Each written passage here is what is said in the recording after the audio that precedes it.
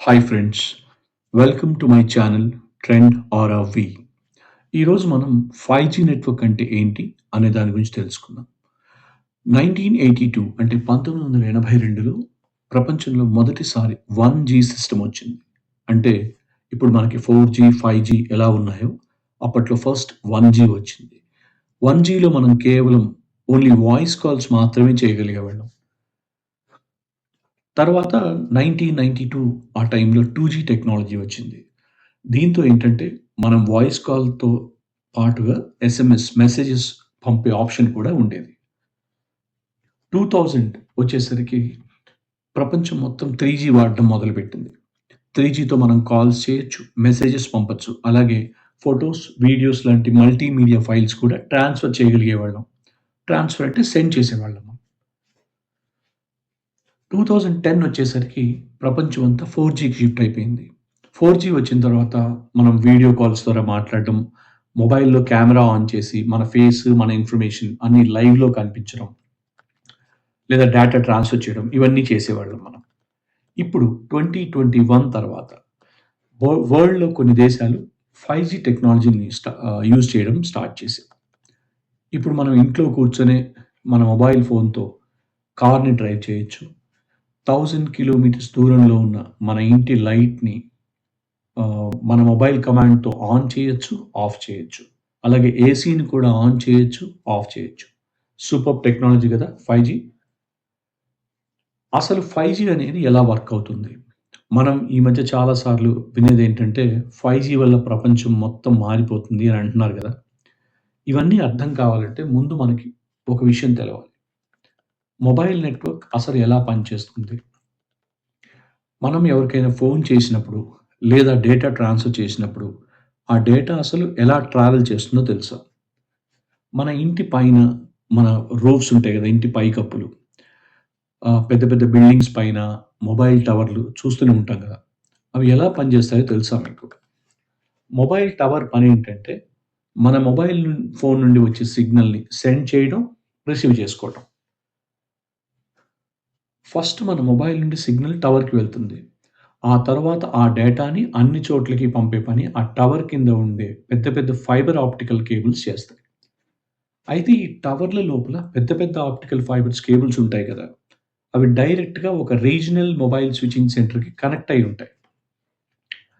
ఆ స్విచింగ్ సెంటర్‌లో ఒక పర్టిక్యులర్ ఏరియాకి సంబంధించిన అంటే ఒక విలేజ్, ఒక సిటీ లేదా ఒక పెద్ద ఏరియాకి సంబంధించిన వాళ్ళ మొబైల్ సిమ్ డేటా అంతా రిజిస్టర్ అయ్యి ఉంటుంది. దేంట్లో అంటే ఆ రీజినల్ స్విచింగ్ సెంటర్‌లో. అంటే వీళ్ళ డేటా అంటే ఏంటంటే ఆధార్ లాంటి డేటా లాంటి వివరాలు ఆ రీజినల్ స్విచింగ్ సెంటర్‌లో స్టోర్ అయ్యి ఉంటాయి. ఒక ఎగ్జాంపుల్‌తో దీన్ని అర్థం అర్థం చేసుకుందాం. ఒక పర్సన్ హైదరాబాద్ నుండి వైజాగ్‌కి ఔట్ గోయింగ్ కాల్ చేశాడు అనుకుందాం.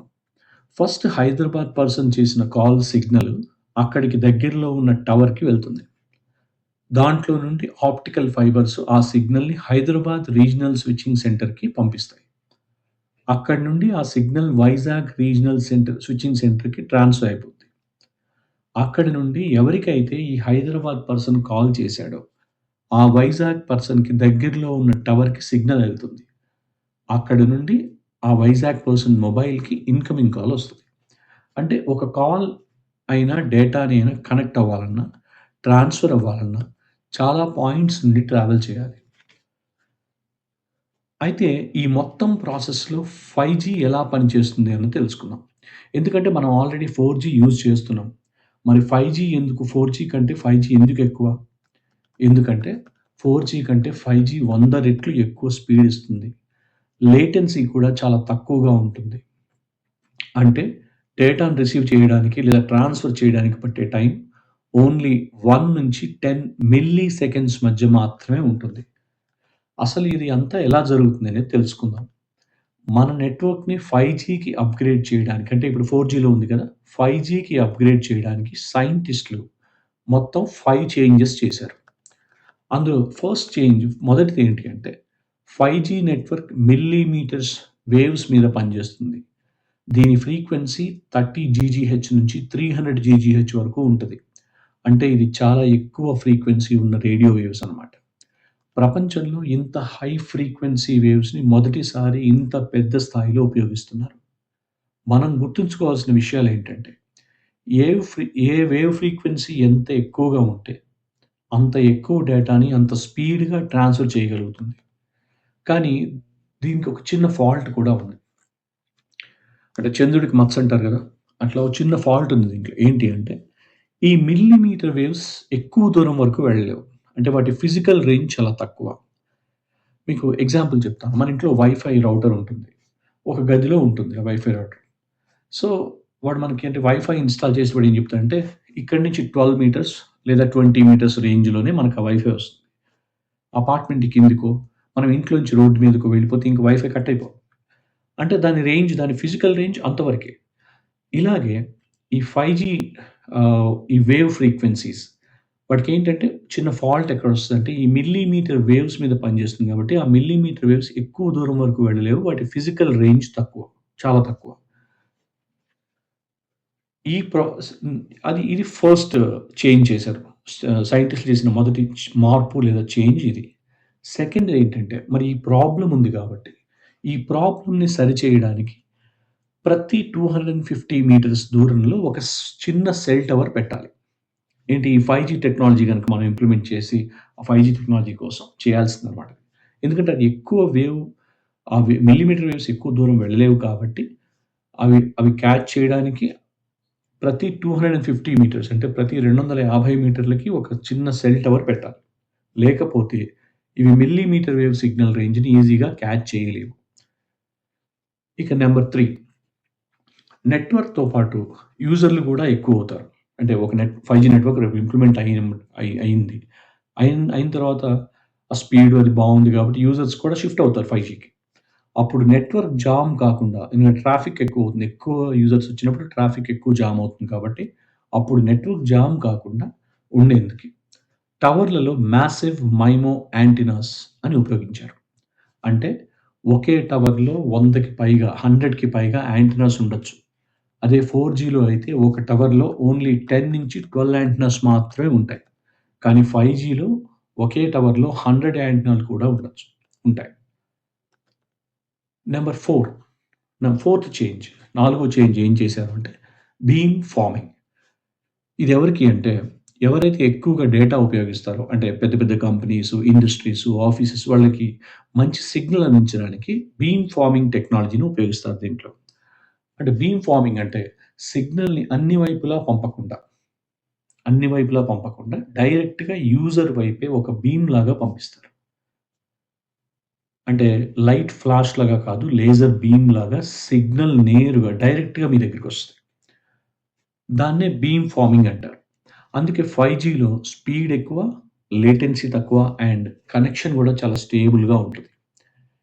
ఇదంతా మనం సిగ్నల్ ట్రాఫిక్ మేనేజ్‌మెంట్ అని చెప్పుకోవచ్చు. ఇక లాస్ట్ చేంజ్, ఆఖరి మార్పు సైంటిస్ట్‌లు చేసింది ఫిఫ్త్ చేంజ్ నంబర్ 5 ఏంటంటే ఫుల్ డూప్లెక్స్ టెక్నాలజీ.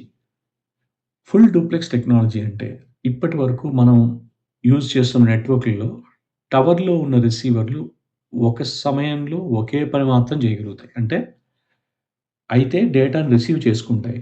లేదా డేటాని ట్రాన్స్‌మిట్ చేస్తాయి. కానీ 2 ఒకేసారి చేయలేవు. ఇక్కడ 5జీలో ఏంటి అంటే సిగ్నల్స్‌ని 2 లైన్స్‌గా విడగొట్టారు. డిస్ట్రిబ్యూట్ చేశారు. ఇప్పుడు ఒకే టవర్, ఒకే సిగ్నల్ ఒకేసారి సిగ్నల్ రిసీవ్ చేసుకుంటుంది. అదే సిగ్నల్‌ని మళ్ళీ ట్రాన్స్‌మిట్ కూడా చేయగలదు.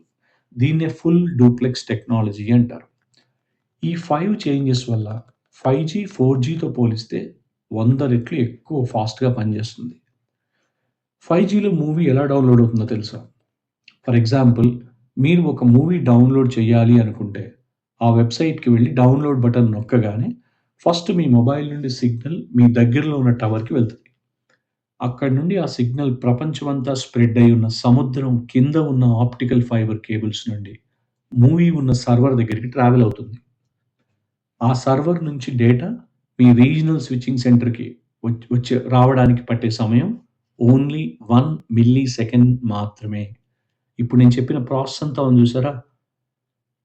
ఫస్ట్ మీ మొబైల్ నుండి సిగ్నల్ మీ దగ్గరలో ఉన్న టవర్‌కి వెళ్ళడం అయితేనేంటి, అక్కడి నుండి సిగ్నల్ ప్రపంచం అంతా స్ప్రెడ్ అయ్యి ఉన్న సముద్రం కింద ఉన్న ఆప్టికల్ ఫైబర్ కేబుల్స్ నుండి మూవీ ఉన్న సర్వర్ దగ్గరికి ట్రావెల్ అవ్వటం. ఆ సర్వర్ నుంచి డేటా మీ రీజనల్ స్విచ్చింగ్ సెంటర్‌కి రావటం. ఇదంతా గూడా ఎంతసేపు జరుగుతుందంటే ఓన్లీ 1 మిల్లీ సెకండ్. అంత ఫాస్ట్‌గా జరుగుతుంది. తర్వాత టవర్‌లో ఉన్న మాసివ్ మైమో యాంటెనాలు ఆ డేటాని మిల్లీమీటర్ వేవ్ ద్వారా లేజర్ బీమ్‌లా డైరెక్ట్‌గా మీ మొబైల్‌కి పంపిస్తాయి. ఆ సిగ్నల్ ఫ్రీక్వెన్సీ అట్‌లీస్ట్ 30 నుండి 100 జీజీహెచ్ వరకు ఉంటుంది. అంత హై ఫ్రీక్వెన్సీ రేడియో వేవ్స్‌తో మీరు 1 జీబీ మూవీని ఓన్లీ 5-10 సెకండ్స్‌లో డౌన్‌లోడ్ చేసుకోవచ్చు. అది 5జీ టెక్నాలజీ పవర్ అంటే. మీకు 5జీ గురించిన ఫుల్ ఇన్ఫర్మేషన్ షేర్ చేశాను ఫ్రెండ్స్. వీడియో నచ్చితే లైక్ చేయండి, షేర్ చేయండి, కామెంట్ చేయండి. ఛానెల్‌ని తప్పకుండా సబ్స్క్రైబ్ చేయండి. Thank you. Bye. Take care. Hi friends. Welcome to my channel Trend R V. ఈరోజు మనం 5జీ నెట్వర్క్ అంటే ఏంటి అనే దాని గురించి తెలుసుకుందాం. 1982 అంటే 1982లో ప్రపంచంలో మొదటిసారి 1జీ సిస్టమ్ వచ్చింది. అంటే ఇప్పుడు మనకి 4జీ, 5జీ ఎలా ఉన్నాయో అప్పట్లో ఫస్ట్ 1జీ వచ్చింది. 1జీలో మనం కేవలం ఓన్లీ వాయిస్ కాల్స్ మాత్రమే చేయగలిగేవాళ్ళం. తర్వాత 1992 ఆ టైంలో 2జీ టెక్నాలజీ వచ్చింది. దీంతో ఏంటంటే మనం వాయిస్ కాల్‌తో పాటుగా